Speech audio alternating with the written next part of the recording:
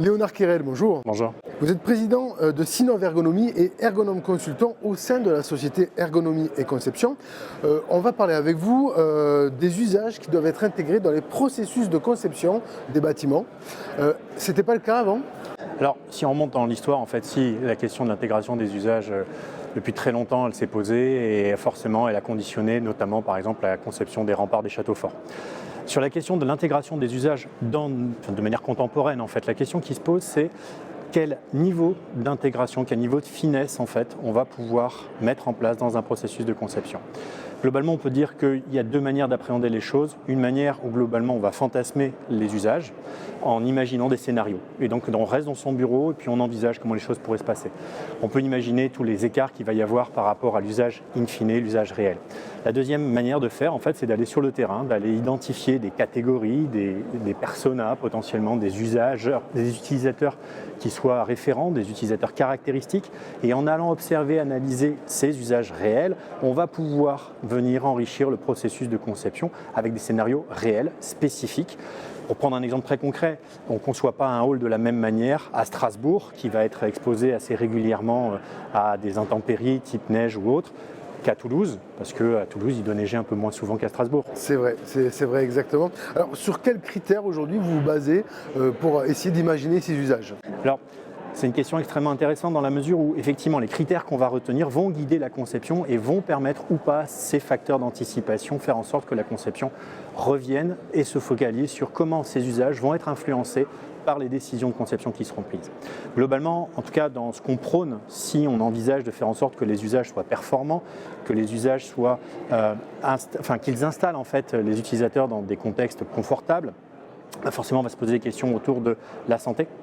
Comment finalement un bâtiment va permettre ou pas l'intégration des salariés, l'intégration des usagers, pour faire en sorte que le service qu'ils viennent chercher ou le service qu'ils viennent produire puisse être le plus efficace. Alors je parle de service, mais bien entendu, ça peut être de l'immatériel comme du matériel.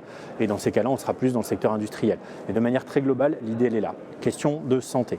Et puis, on est dans des contextes très spécifiques où la performance est un souhait, c'est-à-dire qu'une entreprise n'est pas viable si elle n'est pas rentable, on est bien d'accord. Et la question de la manière dont elle consomme les ressources au sens le plus générique du terme et la manière dont elle va mobiliser ces ressources va avoir un impact sur sa performance. Bien typiquement, la manière dont on va configurer le bâtiment va avoir des impacts pendant la phase d'exploitation, et cette phase d'exploitation va plus ou moins être performante du point de vue, par exemple, de l'écologie, du point de vue de la production des déchets, et ainsi de suite.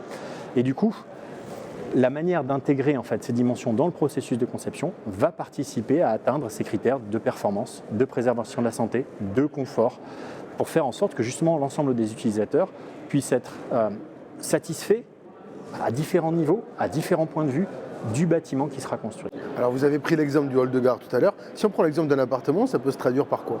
Typiquement un appartement, en fait, la question des interactions potentielles entre les différents locataires ou entre les différents propriétaires va se jouer de manière différente en fonction de l'épaisseur du mur et de sa capacité à absorber le bruit, par exemple. Si vous avez des cloisons en feuille de papier entre deux appartements, forcément, vous imaginez bien que si la naissance du premier est toute proche, vos nuits risquent d'être potentiellement perturbées comme celles des parents, des heureux parents. Et puis bien entendu, si le lendemain matin vous devez faire une réunion en télétravail, forcément l'impact de la nuit plus l'impact des bruits qui pourraient impacter votre réunion, forcément vont venir perturber à la fois la qualité de votre travail, mais aussi forcément les relations que vous pourriez avoir.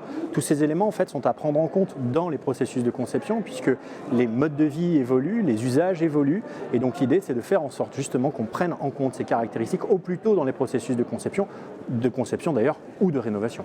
Donc la finalité c'est quoi ? L'amélioration des conditions de vie ou de travail ? Complètement, à la fin l'idée c'est à la fois l'amélioration des conditions de vie, à la fois l'amélioration des conditions de travail. On voit par la question du télétravail cette interpénétration, temps de vie, temps de travail, et donc forcément l'idée c'est de faire en sorte que la place de l'humain dans la société ait une place plus importante, pour le coup qui soit plus ciblée, mieux orientée, que les solutions qui soient mises en œuvre et également des vertus en termes d'impact environnemental et de préservation de la santé. Léonard Quérel, merci beaucoup. C'est moi qui vous remercie.